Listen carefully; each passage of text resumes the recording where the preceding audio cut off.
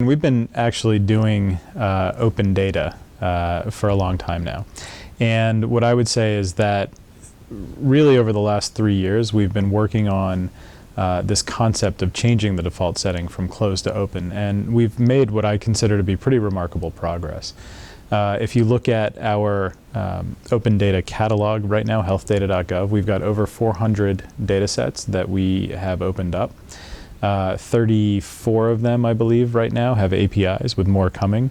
And so we're really constantly focusing on this idea of changing the default setting. Now, that's not to say that this has been a complete 100% success across the department. There are obviously still areas that we need to work on, and there are plenty of phone calls that we get every day about data sets that need to be, as we like to say, liberated. But we put a lot of effort into doing this, and it's a big focus of our work.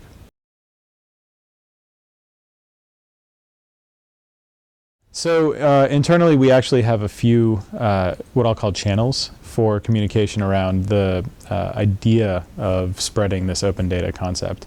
Number one is what we call health data leads. And so the secretary actually mandated a couple of years ago that every agency in the department needed to have, or needed to assign what they call a health data lead to work on this message of opening up data and corralling some of the data that existed within various places and making sure that it got the attention it needed to get past some of the internal hurdles.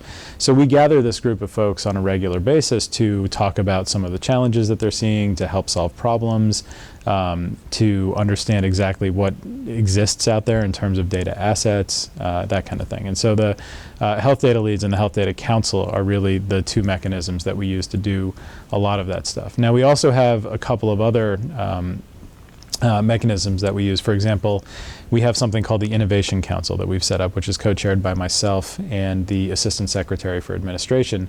And it's an interesting group. It's a self-selecting group, so lots of people, anybody can just show up and be a part of the council. But we use this as sort of our go team for new initiatives. Whenever we have an idea that we want to pursue, we'll use this council to actually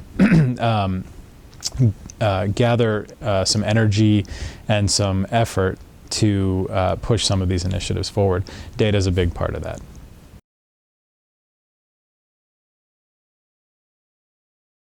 One of the components that I think we need to focus a lot on when it comes to the data that we put out there is this, what I call education components to it, right? And it's partly internal, but it's also partly external. So if you think about the work that we've done over the last few years in terms of making data open, one of the, really the key constituency that we've been talking to is subject matter experts in healthcare. But if you, or health and healthcare. But if you look at the universe of subject matter experts in health and healthcare, it's about this big, right? If you look at the universe of people who are developers, designers, hackers, entrepreneurs, you know, whatever, it's people who have the potential to do interesting things with this data. The universe is about this big. And so a lot of what we need to do, I think, falls into the education realm. And that goes for both people internally. So for some of those folks, what we want to do is expose them to external uses. So we will, we've already started to do this, and we're going to continue. We want to bring internal data experts out to, for example, codathons, or different places where people are actually using this information to do interesting things with it. But on the external side, we want to get people more involved in what we're trying to do. So part of that involves translating our material. If you go to healthdata.gov right now and pick a random data set and read its description, chances are, as a non-subject matter expert in health or healthcare, you're not going to understand a word of what that thing says, right? So we need to work on translating that material to make it more understandable for people who are not part of this world. Secondly, I think we need to be a little more direct and clear about some of the problems that we see that need to be solved. We like to use very, specific terminology because that's just what we're used to. If we could describe these problems in ways that anybody can access them, I think we have a much better shot at getting that universe of people involved. We also want to teach people how to do interesting things with our data. So one of the really cool projects that we're working on right now is we're working with an organization called Codecademy.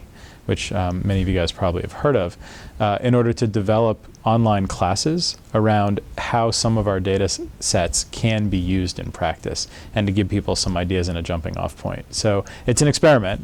We're not quite sure if it's going to work or not, but it's a very low cost experiment. So it'll be an interesting one to see if we can actually get people involved in the process by developing these classes and putting these things together.